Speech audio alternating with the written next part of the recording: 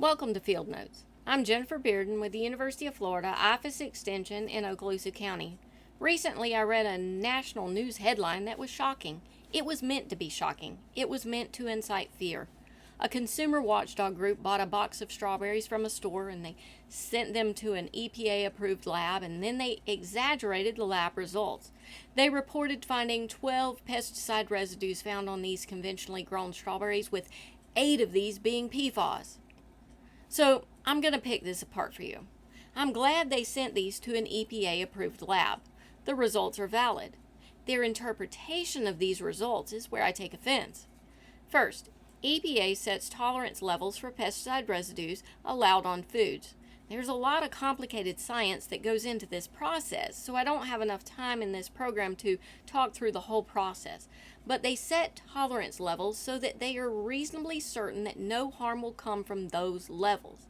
They take into account potential exposure from food, water, and the environment.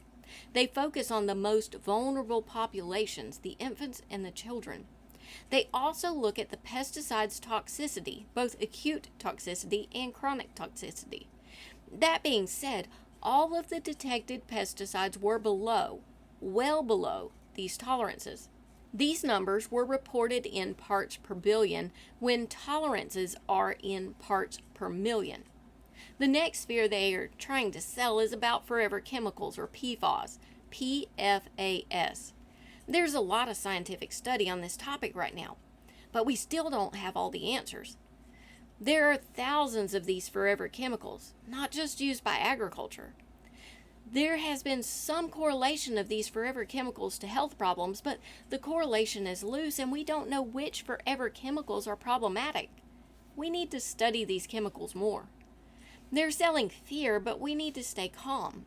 If we get rid of all pesticides, that would include those that protect your home from cockroaches and termites. If we eliminate all PFAS, that means no more microwave popcorn, no more stain-resistant carpet, no more nail polish, and no more dental floss. Right now, we need to stay level-headed and let science do its thing. Y'all relax and enjoy our safe and abundant food supply here in the U.S., and I'll talk to y'all again next week.